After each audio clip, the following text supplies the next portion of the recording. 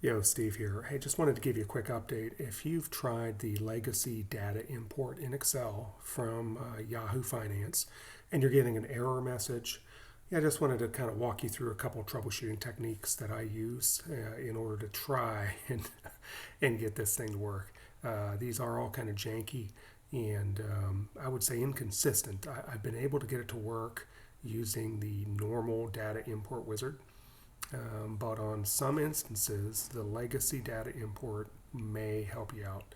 And so if you've set it up and you're getting an error, just a couple tips. Okay, so the first thing we want to look at is what right looks like. So I've got a set of 30 stocks that I've imported using the legacy data import. And I'm going to go up to the top and I'm going to click refresh. And I'm not going to refresh all because I've got multiple tabs with queries running. So I'm just going to refresh this tab. And you can see at the bottom that it is indeed refreshing. And it's running the background query. And you can see that it's copying web data to the sheet. Now this process takes anywhere from 10 seconds to 30 seconds to over a minute. It just depends. In this case, bam, it's done. And you can see that it did work and it did update 30 stock prices. So let's look over here at sheet 7. I've now got 35 stocks and I want to see if this one will work. And this time I'm going to right click and go down and just click refresh. And BERK, immediately I get a invalid web query error. So let's try going up to data and refresh data. Again, immediate error. So with 35 stocks, we are having a problem here. All right, so how do we troubleshoot it? What can we do here to see what's going on? Let's just do it the simple way, which is click anywhere in your table, right click, and you're going to get in here to edit query. This will open up that window, which was the original window we used. So you click on that, and that's going to bring up. Remember from the first video, you're going to get a bunch of script errors. So this is no different. You're going to have to click yes. Just use your mouse and bing, bing, bing, bing. Click through all of the script errors. And then it's going to open up your legacy web data import. And here, if you remember, you've got to click the little yellow box and turn it into a check mark in order to select your data. So that's tip number 1, is make sure that this box is in fact checked. And now we can go back and we still get an immediate error.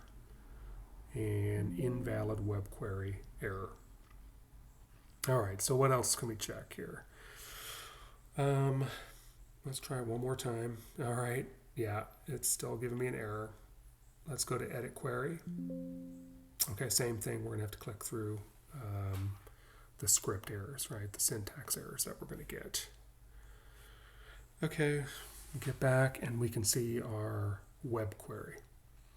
Now, one thing I noticed here is there's another stock in the address bar, DNN, and you can see at the bottom here, DNN is the last stock ticker symbol. So let's recheck this, and don't forget to click import down at the bottom if we want to try it again, maybe one more time just to see. Let's try it again. Import.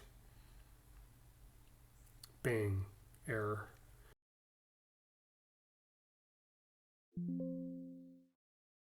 Okay, so what can we do here? Let's right click and go down to edit query. Okay, and now we're going to click through your script errors. Zip, zip, zip, zip. Click, click, click.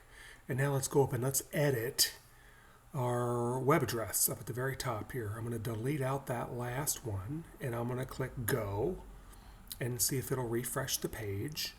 So now we're one ticker symbol less. I'm going to click the check mark, very important, and you can see my last one now is plug. Click import and let's wait for it to come in there. So I kind of zipped right through that, but all I simply did was edit the web address to remove that last stock symbol. So that's going to take me from 35 symbols down to 34 symbols. Hopefully get me underneath the data numbers that we need in order for it to run. And there it does. Bam, it did run. And now you can see that plug is the last symbol. Okay, so here guys, this is the next day. And we're going to do a refresh again and make sure that the query is still working. So here I did a refresh data. I'm just doing a right click and doing a refresh. So you can see the background query is running. This was at market close the day before. And let's make sure our 35 stocks are still updating from Yahoo Finance using this legacy web data. Okay, bam. You can see now the market time is nearly 1 p.m.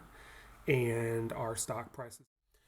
Okay, so in conclusion, really what we did is we edited our web query to reduce the number of stocks by 1, which somehow got us under the magic character limit of the legacy web data import. And by doing that, our refresh error went away and we were able to import our data. So, hey, good luck. It's a little bit of trial and error. Hope it works for you.